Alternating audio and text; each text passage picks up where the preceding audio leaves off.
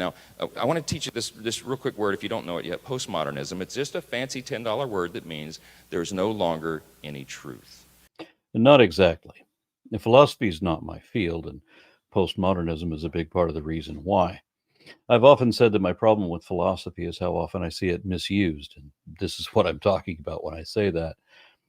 This is a complex topic, not easily defined, but as I understand it, postmodernism, in one sense, refers to a supersaturation of mass media, whereas in premodernism, the high arts of painting and classical literature and performance theater were the only media, and that was largely controlled by the Christian church and often used to reinforce religious belief.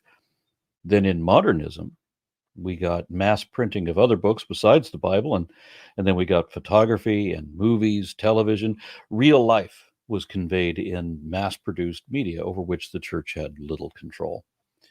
And then we get to postmodernism, which includes social media, what you're watching right now, where the art and telecommunications are of the people, such that the church is overwhelmed and unable to compete at all. It certainly has no power to censor or restrict like it used to. So when Mikey complains that there is no truth anymore, it literally means that there is truth, and there is, in fact, so much truth that it is completely drowning out the lies that he would rather make believe. But in fairness, he has a valid point because there's a lot of falsehood in there too. So much of it and so cleverly presented that it can be hard to tell what's real and what isn't. Thus, Mikey's complaint against postmodernism is the same complaint that I have with it too. In another sense, modernism holds the ideal view of Enlightenment era values of truth, knowledge, reason, progress, identity. It's why we thought we'd have flying cars and Martian colonies by now. Postmodernism expresses disillusion with the failures of the modern ideal, especially centering around World War II. Consequently, postmodernists hold a basic skepticism of grand claims of meta narratives like objective truth, while they employ simulated hyperreality that includes believable fiction, which confuses and conceals the actual facts, making objective reality difficult to discern.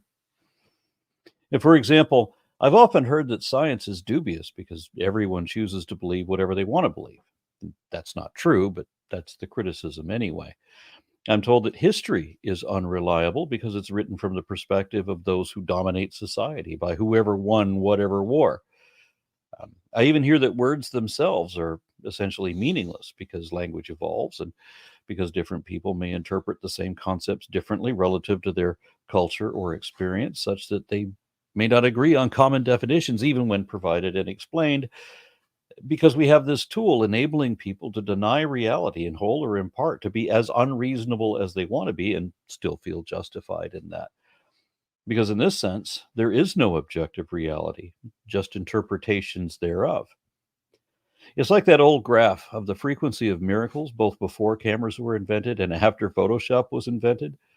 So, in that sense, postmodernism is philosophical Photoshop, which did and does have some analytical value, but also can be and has been used to support the biggest lies and conspiracy theories you can think of. So my problem with postmodernism is that not just that it's subjective, but that it's anti-objective, which lends it to be anti-science as well. Postmodernists conflate science with dogmatic attachment to scientism, which is a lot like when believers say that a lack of faith is a form of faith and that a rejection of religion is a religion. Where a modernist would argue, in accordance with scientific methodology, that the truth is what the facts are, a postmodernist's argument might be that there's no such thing as a fact because nothing can ever be objectively verified. They'll say that what may not be true for you is still true for me, or vice versa, as if their own subjective impressions or personal cultural experiences might prevail over matters of actual fact. I reject your reality and substitute my own. In a postmodern society, which we live in now, in a post-Christian culture, which I'm sorry to admit, in a postmodern society, we basically means there's no absolute right and wrong. So all truths are equal and relative amongst one another. All truths have a lowercase t. There's no capital T truth. While it is true that one of the notions of postmodernism is that conflicting ideas may all be equally true, that's also why so many people now reject that philosophy. Because if we cannot honestly say that something is true unless we can show the truth of it, but there's no way to show that anything is true, then there can be no truth, no absolute or objective truth anyway, just a bunch of little subjective truths, which may be no more than opinion or preference. I've heard several extremely annoying people try to argue this way. The irony is that they're almost always theists, not atheists, but believers trying to claim their absolute truth of their scriptures or their God. Another irony is that it's sometimes the Christian or Muslim version. Sometimes it's Jewish or even Hindu.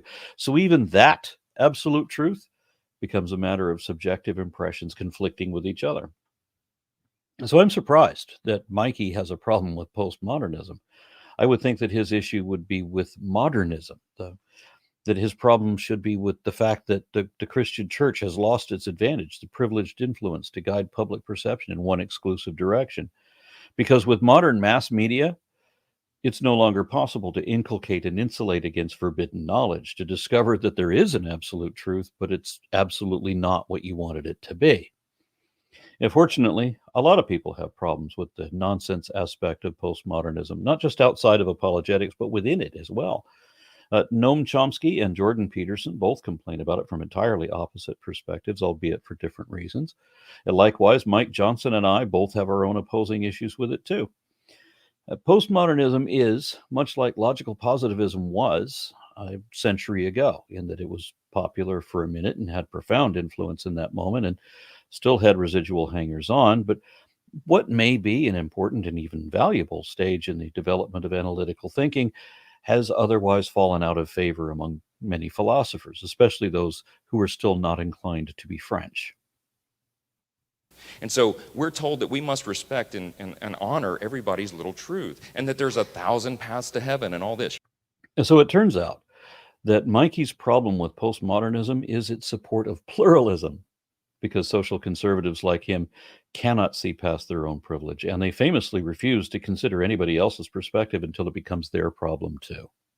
You know what? The Bible actually is a pretty intolerant book. Jesus said, "I am the way, the truth, and the life." And Jesus is a lie. Not the lie, but a lie. He certainly is not the truth, as there is nothing about the Jesus fables that can be verified nor that make any logical sense. But I will concede that the Bible is a pretty intolerant book, demanding forced conformity and extreme punishments, even of thought crimes, which shouldn't rightly be crimes at all. Just one of many instances where the sacred fables reveal that the fictional character of God is not a righteous judge at all, nor a wise one either. It's not to say there's 1,000 ways to heaven. That's not what the Bible says. It's not what the instruction manual says. That's because it's not an instruction manual. The only advice that it gives is whatever everyone already knew before it was written, and it includes erroneous misunderstandings that were common even in areas that had never heard of the Bible. And these mistakes were never corrected. The Bible literally doesn't give any instruction. If it had been written by God, then it certainly would. It would explain about pathogens, why it's important to wash your hands and so on. It would correctly describe the earth in relation to the sun and the moon and other planets and all that. Just think, if you're God and you're going to write a manual for the people of the earth, not that you would do that, because no God would do that. It's inefficient and ineffective. So that's not the way to do it. But if we pretend for a moment that you're God and you're going to write a Bible as an instruction manual for the people of earth, and not just you, but anybody who considers this question about what they would write. I mean, they would all write books that would be, unique and individually different, but they would all be following the template of a guidebook some way. But notice how every possible version of that would be entirely different than what the Bible is. If that's what the Bible was supposed to be, then it wouldn't say any of the stupid, superstitious, tribal nonsense that it does. None of that would be there. Instead, it would be much more sane and sensible, definitely more moral, far more moral, as well as philosophically superior too. I doubt anyone could write an instruction manual worse than the Bible already is, unless you include the Quran. Now, if you're the last person in an auditorium in a postmodern society who is willing to stand by that word, they're going to start calling you names. It might get worse. You might actually get a few fiery arrows shot in your direction, won't you, Pastor Tim? We do all the time. I got scars all over my back. I mean, but we don't give up, right? You don't have any scars in your back, Mikey. Quit pretending. You make believe impossible absurdity for no good reason, and you defend that unwarranted assumption against all reason. But you're not just being unreasonable, you're being uncharitable because you also pose empty threats, insulting everyone who doesn't blindly buy into all the same silliness you're selling. So they react accordingly, telling you where you can stuff your bigotry to keep it warm. And then you get to pretend about how persecuted you are. Because believers like to pretend as if they're the ones being persecuted. You own and control practically everything, but you're the one so put upon, aren't you? And you all like to pretend as if being contradicted, being corrected, being disproved somehow proves that you're right. That's insane and inane because you're playing a game of live action role play. That's all it is. But postmodernism is the era in which we live, and we need to know this and be serious about it and prepare our children for the onslaught. Okay? We are in exile in many ways. No, sir, you are not, nor will you be. At most, you should be in treatment or in therapy. And despite the implications built into its name, postmodernism is not permanent, and it's not necessarily relevant to any point you're trying to make here either. And this is not a happy little go-lucky, get-along culture for the Bible-believing Christian, and we better prepare our kids adequately. Mikey wants the religious right conservative Christians to prepare their children for an imaginary culture war, which need never happen, but that he says is already underway. That's how little connection he has to responsibility or sensibility. Let me see. All this is, you know the stats. You know that the darkness is encroaching. I know I am preaching to the choir. No, I'm preaching to the honor choir this morning. I get it, okay? The question is, just as a reminder for us as God's people, what are we supposed to do about it? The first step would be to pull your head out of your ass. That would enable you to take the second step, which is to sit down and shut up. Then you would have eyes to see that you are the encroaching darkness. That Christian nationalism is the biggest threat to this nation and to the liberties of the people therein. All right. In the face of all this, we get it. Okay, Mike, I know the darkness is encroaching, but what are we to do? Quit referring to light as if it is darkness.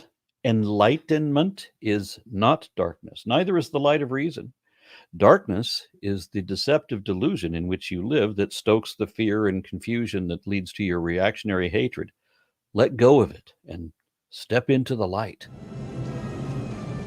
Crossover, children! All are welcome! All welcome! Go into the light! How are we going to seek the peace and prosperity of the city under such terrible conditions? Stop trying to wage a war against the peace and prosperity that we already enjoy. Be aware that most things are now the best they've ever been in the whole of human history. And notice how religious fundamentalists are always trying to fuck that up by retarding, impeding, or reversing progress in every field, trying to ruin everything for everyone. What's our responsibility? Your first responsibility should be to the truth, to the actual factual truth, what we can show to be true, which is against everything you currently believe. This embrace of truth should also mean that you would stop lying to your kids, stunting their emotional and intellectual development and trying to scare them unnecessarily. Now, first, I want to tell you that, as I mentioned earlier, there's a lot of churches who don't really grasp this yet. They don't even really know they have a responsibility. Some don't accept it at all, okay? Some churches are more progressive, more socially aware, and philosophically adept than your church is, Mikey. Take a cue from them. Meet with prominent thinkers. There are some who are celebrated from either extreme or on both sides of the aisle. They can help you. And some will argue when we start talking about spiritual warfare and battles and all that, they go, oh, that's Old Testament. That's old, that's Old Testament. We're in the New Testament era now. Jesus said, just turn the other cheek. Okay, talk about taking scripture out of context, okay? This is not someone's personally affronting you or saying something horrible about you to turn the other cheek and forgive them. We're talking about the very survival of the truth in our nation and the city. Indeed we are. And how do we protect the truth against the lies of your religious doctrine and your poisonous political prejudice and paranoia? We're talking about keeping the door open for the spread of the gospel. This is not a game. Yes, it is a game, Mikey, because it is not real. Deities and devils, monsters and magic, it's all only imaginary. It's time to stop playing monsters and mazes.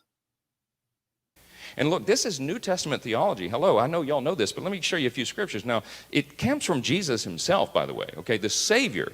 By the way, we serve the Lion of Judah, not some sort of namby-pamby little king, okay?